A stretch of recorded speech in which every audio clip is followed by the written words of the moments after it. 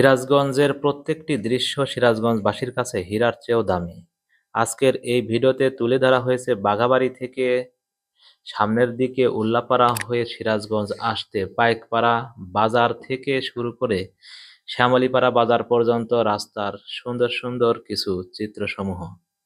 সুপ্রিয় সিরাজগঞ্জবাসী, আপনাদের সামনে এই ভিডিওটি প্লে হলে শেয়ার করে প্রোফাইলে রাখতে মিস করবেন না।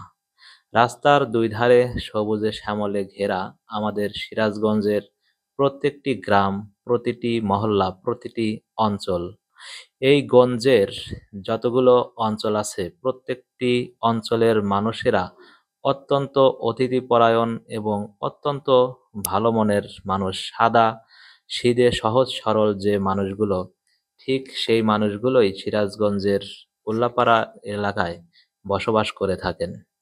দর্শক, আমরা পাইকপাড়া বাজারের ভেতর দিয়ে সামনের দিকে এগিয়ে যাচ্ছি শ্যামলীপাড়ার দিকে।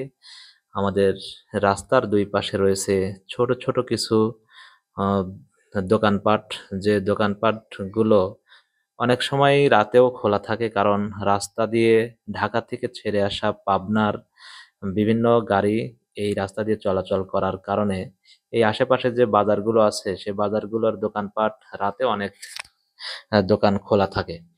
দর্শক, এখানে কয়েকটি রাস্তা, একটি রাস্তা চলে গেছে বেলকুচির দিকে, আরো একটি রাস্তা চলে গেছে পাবনার দিকে। অর্থাৎ এইখানে এসেই বেলকুচি এনায়েতপুরের মানুষ একটু আলাদা হয়ে যায়, আর এর আগ পর্যন্ত ঢাকা থেকে একই রাস্তায় চলে আসে।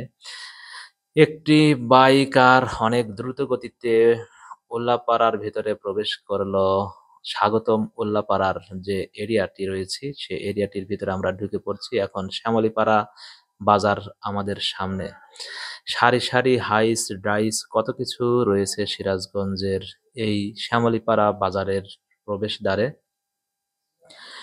এখানে যে ভ্যানগুলো দেখছেন এই ভ্যানগুলো কিন্তু সিরাজগঞ্জের ঐতিহ্য। সিরাজগঞ্জ এলাকায় পা তুলে বসার এই ভ্যানগুলো সচরাচর দেখতে পাওয়া যায়।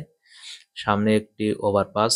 মানুষ আসলে ওভারপাস ব্যবহার করতে অভ্যস্ত না হলেও এখানে সুন্দর একটি ব্যবস্থা রয়েছে শ্যামলীপাড়া বাজারে, এটাই অনেক কিছু।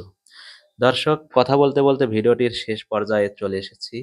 আপনারা কে কোথা থেকে দেখছেন, সিরাজগঞ্জের প্রকৃতি পরিবেশ সবকিছু মিলে আপনাদের কাছে কেমন লাগে? যারা সিরাজগঞ্জের বাইরে আছেন আপনাদের অনুভূতি কি এলাকা সম্পর্কে, এগুলো কমেন্ট বক্সে আপনাদের অনুভূতিগুলো শেয়ার করতে পারবেন।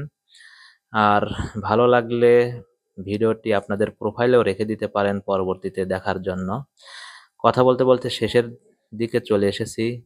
আজকের মতো সবার সুস্থতা এবং মঙ্গলময় জীবন কামনা করে এখানেই বিদায় নিতে হচ্ছে। আল্লাহ হাফেজ।